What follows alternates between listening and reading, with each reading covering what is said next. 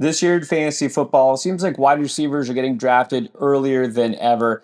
It's important. You picked the right one. We're about to tell you which guys we think could be league winners. If you can't wait to start drafting fantasy football teams, you don't have to. Underdog Fantasy has drafts with entry fees as low as $4 and prize pools up to $15 million. And of course, their flagship Best Ball Mania 5, where someone will win over $1 million. Plus, if you sign up and use promo code ENDGAME, you'll get a special pick that you can use to potentially win 325 times your entry. And you're going to get up to $250 in bonus cash. Don't wait. Go join Underdog Fantasy now and use promo code ENDGAME to get your special pick and cash. All right, let's start in round one. It's never a bad idea to go with a guy who's a certified target hog. Yes, and I know a lot of people think like, hey, you can't draft a league winner in round one. It's got to be guys that come, later in the draft, like Kyron Williams, Puka Nacua, Nico Collins, and sure, those guys were definitely league winners last year. But wasn't CeeDee Lamb a league winner last year? As somebody who had CeeDee Lamb in multiple leagues, I can tell you right now, CeeDee Lamb absolutely was a league winner, and he was a first-round wide receiver. Tyreek Hill, prior to his ankle injury, was going to be a league winner. You can still draft league winners in the first round, and I think this year it's going to be Amon-Ra St. Brown. I think he's ready to make that CeeDee Lamb type of leap, and what do I mean by that? I think he's ready to become the number one overall scoring wide receiver in fantasy. Last year, I said CeeDee Lamb is a guy I feel like outside of the, no-brainer top guys, I felt like he was the guy that was going to be the wide receiver one, and he was. And now I feel the exact same way about Amon-Ra St. Brown. Will I be right 2 years in a row? Probably not, because that's very hard to do. But when you look at Amon-Ra St. Brown, everything is there for him. I really think this is a guy who can lead the league in targets, lead the league in receptions, lead the league in yards. Maybe he won't lead everybody in touchdowns because it'll probably be Tyreek Hill again if he stays healthy, but he'll score enough touchdowns. He showed that last year, hit the double-digit touchdown mark. If he does lead the league in yards and receptions and he hits double-digit touchdowns again, he's absolutely going to be a league winner even though you're drafting him in the first round because he's going to be a bona fide stud week in, week out, giving you a massive ceiling, also to go with a massive floor. And look, it doesn't matter at the end of the day where you drafted these guys, right? If he's giving you 20 plus points week in and week out and carrying your team, it's a league winner regardless of where you drafted him. I think that's going to be Amon-Ra St. Brown this year. Again, I think he's got a legitimate shot to be the top scoring wide receiver in all of fantasy. So if I have a pick to the middle towards the end of the first round, he's the guy I'm trying to get. Well, a receiver who reminds me a lot of CeeDee Lamb, just the way he plays and looks, and I think could make just as big a leap. In fact, he probably has a bigger ways to go because he wasn't even a top 10 fantasy receiver last year. It's Garrett Wilson. Now, he actually is a target hog as well. Just people don't realize it because, well, the production wasn't there relative to these other receivers who are being taken in round one. But he was seventh in overall targets total and in targets per game. The problem is those targets were not what you would call quality targets, and we know why. The story of the Jets last year. I mean, it was just a mess at quarterback. And so that dropped his yards per target down to 6.2. Very middle of the pack. Guys like Elijah Moore and a bunch of receivers who don't really help you in fantasy. Garrett Wilson, not his fault that his production didn't match the amount of targets he was getting and how good he really is. And he is really that good. I mean, if anything at all goes right for the Jets this year, at least they'll have Aaron Rodgers for most of the season, and that means Garrett Wilson is almost sure to go off. And so, while some people think, well, why would you draft him again in the first round when it didn't work out last year? I'm going to assume that the worst doesn't happen here. The Jets, his quarterback, hopefully, is just good enough to get him the ball, because when he has the ball in his hands, he is electric. So Garrett Wilson, I think, can make a huge leap this year and be maybe the most valuable late first round pick you make. All right, now let's talk about a couple of guys who are the number one receiver on their team, but maybe not getting enough love. Yeah, I mean, look, Chris Olave goes kind of middle to late second round, depending on your draft, if your draft is more running back heavy. But I still think he's worth it. I think Chris Olave is also ready to make that massive leap. I don't think he's going to be the number one scoring wide receiver, but I think he can definitely be a top 10 wide receiver this year, maybe even top 5, and be a league winner for your fantasy team. When you look at it last year from weeks 1 through 9, he only went over 16 PPR points in 4 games. He did that 4 of the last 6 games. I saw that connection with him and Derek Carr. Look, early in the season, remember, they were as far apart from a connection as you can be. I'm sure we all remember Derek Carr, like, just losing his mind on the football field, yelling for Chris Olave to keep running as he throws the ball into the fifth row of the stands. But it looked like as the season went on, that connection built, that relationship built. And look, I think this Saints offense is going to surprise a lot of people this year. No, the Saints aren't going to be one of the top scoring offenses. But last year, the only word I can think of to really describe their offense was archaic. They ran the fewest pre-snap motions in the entire NFL and the fewest play action in the entire NFL. They basically just lined everybody up, had them stand there, and then snapped the ball, and everybody ran like it was the 1950s. This is not how you play offensive football in 2024. There's a reason why teams like the Chiefs and the Dolphins are so good offensively. They use play action. They use pre-snap motion. They make it hard on the defense. The Saints were like as vanilla can get. Now they brought in new offensive coordinator Clint Kubiak. He's going to use way more motion, way more play action. And this is why I think it's going to be so good for Chris Olave. When teams used play action last year, passer ratings were up 14 points over the league average. And when they used play action, it was up over 10 points over the league average. And when they used both on the same play, when they used pre-snap motion and play action, passer ratings were over 100 points on average. That is absolutely elite. So while that's good for Derek Carr, it's also extremely good for Chris Olave because he is the clear-cut, no doubt, head and shoulders #1 wide receiver in this offense. He has no target competition at all. I like Rashid Shaheed, but he's not a target monster. A.T. Perry, I don't even really know who else is. Bub Means, I think, is a wide receiver on the Saints right now. Like, there is no competition. Chris Olave could be top 10 in targets, and with a Derek Carr who's actually getting to use pre-snap motion and play action, a better Derek Carr, I think Chris Olave is going to make the leap this year and have an incredible season. And people who don't give up on him after two, look, he wasn't even bad his first 2 years, just maybe not up to expectations. But people who didn't give up on him are going to reap the rewards and have a league winner on their hands. Well, if you look around later, you get the top target on a very good team, Baltimore Ravens. That's Zay Flowers. As a rookie, more than solid, 858 yards and 77 catches, a handful of touchdowns. I mean, that can improve, but here's the thing. I understand why, as a #1 receiver there, he's not getting drafted sooner because this is a run-heavy team. I'm not going to pretend that's going to change. They got Lamar Jackson. Now they got Derrick Henry.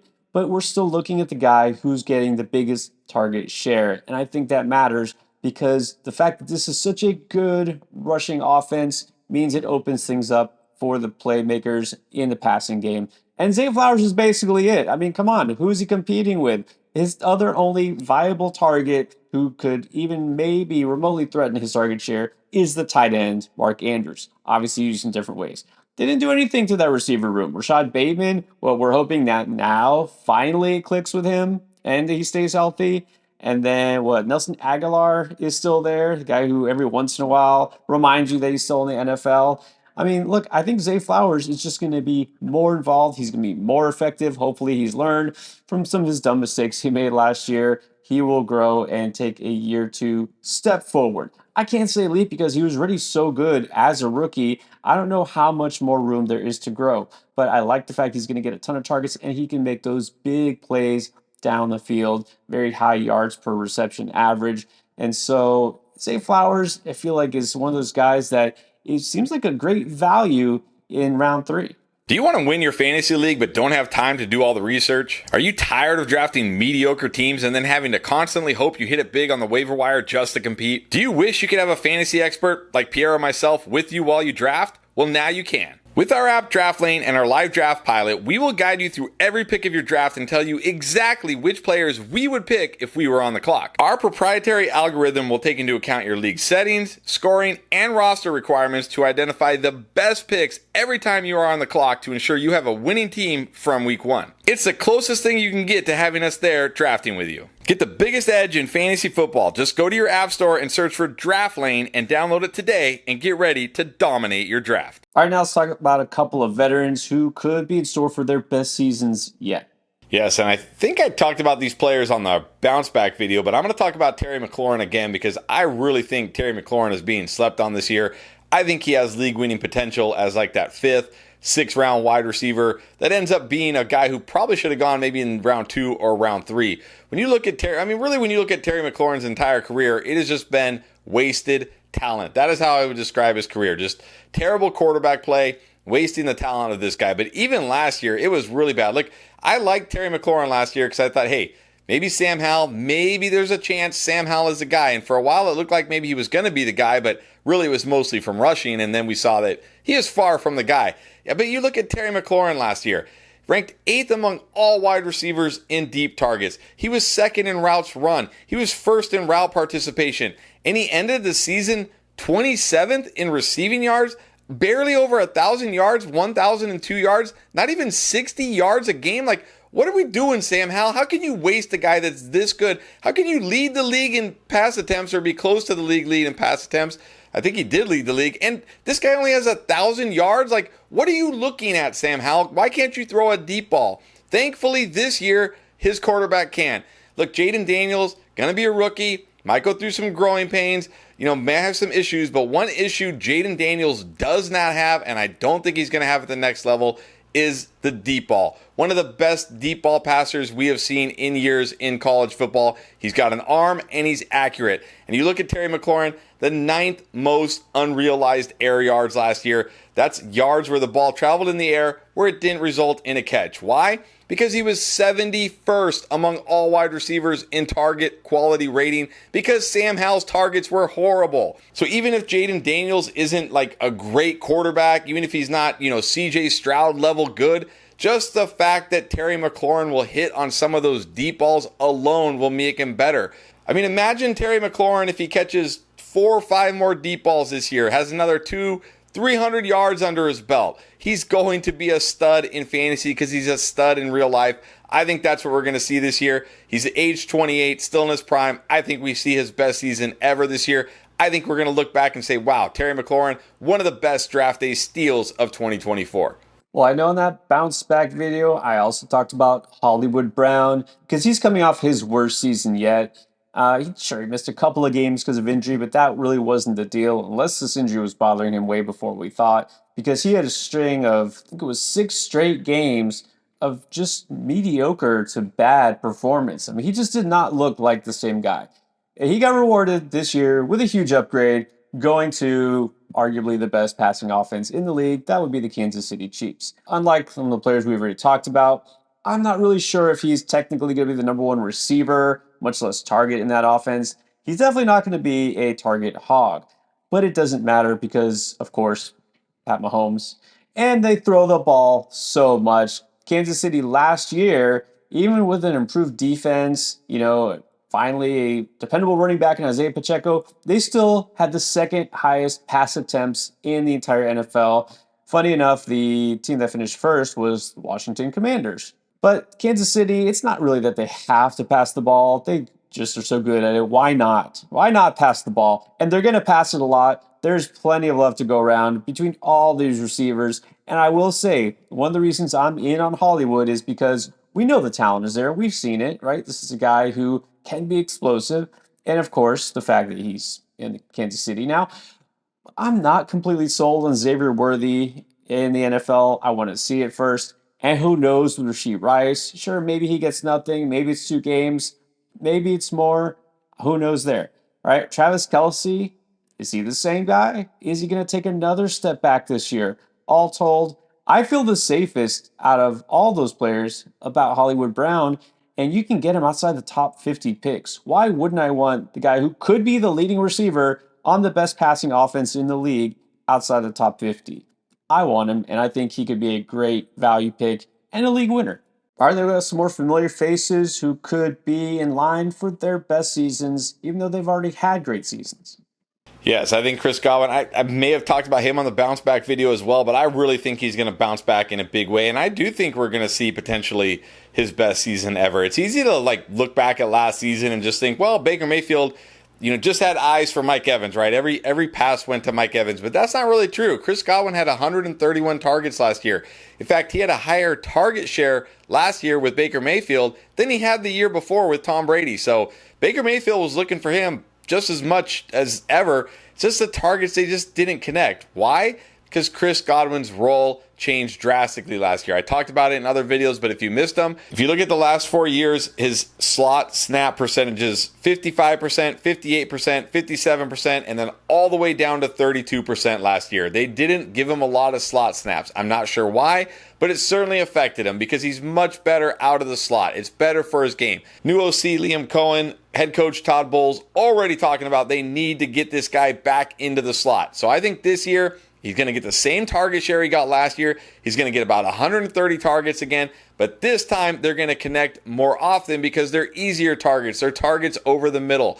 I really think Chris Godwin could be similar to what we saw in 2019 when he had over 1,300 yards. Now, this has never been a big touchdown guy. I think his career high is 9 touchdowns in a season, but even that year he averaged over 19 PPR points per game before he got hurt with I think a few games to go. I think this could be a year where Chris Godwin hits 90 catches, over 1,300 yards, and if he gets you even 7-ish touchdowns, he's going to be an absolute league winner because he's barely being drafted as a wide receiver 3, currently going as wide receiver 36 off the board. You're getting a guy who's being drafted as a low-end wide receiver 3, potentially 90 to 100 catches, 1,300 plus yards, and 7-ish touchdowns. Yeah, that's going to be a league winner, and I think we're going to see it from Chris Godwin this year. Let's play a little connect the dots here. So last year in Tampa, the guy who was getting all the love, all the targets, like you said, was Mike Evans. Although, yeah, Godwin got a ton of targets. But man, they really funneled it through those 2 wide receivers primarily, the main 2 guys. Last year, the offensive coordinator was Dave Canales. This year, Dave Canales is the head coach, and he's still running the offense for Carolina. Number 1 receiver for Carolina is Deontay Johnson. And you know, from the moment that Deontay Johnson went to Carolina this offseason, Chris and I have been talking about how this is going to be a fantasy stud in the making. So we know Deontay Johnson is still a very good receiver. Look at his reception perception. I mean, it's proven right there. Look at his chart. He is one of the most effective wide receivers at getting open in the game. He's always been good at that. That's nothing new. And of course, the mess that was Pittsburgh and 3-headed monster at quarterback and new offensive coordinator midseason, just horribly misused. I mean, Deontay Johnson's prime could have been wasted if he stayed there. And you think going to Carolina is terrible for him, but actually it's not, because he will be the undisputed number 1 receiver. He will be target hog times 2 because they got Xavier Leggett, who's a rookie who honestly I think was way overdrafted. Didn't think he belonged that early in the draft. Jonathan Mingo looking like he might have been a wasted pick last year in the 2nd round. We'll see. But obviously, they felt the need to bring in a lot of help because he didn't help much last year. Adam Thielen, just a guy, honestly, at this point in his career. And look how good Adam Thielen was for fantasy because he got so many targets last year. Now think about that being Deontay Johnson getting those targets with a better offense, right? An actual system that might work. Bryce Young taking a step forward and being just a better, faster, younger receiver. Deontay Johnson, just through sheer volume, will be a guy who could carry your team on certain weeks. And really, if this offense takes it to the next level and Bryce Young, things start to click with him, I mean, look, league winner might be an understatement.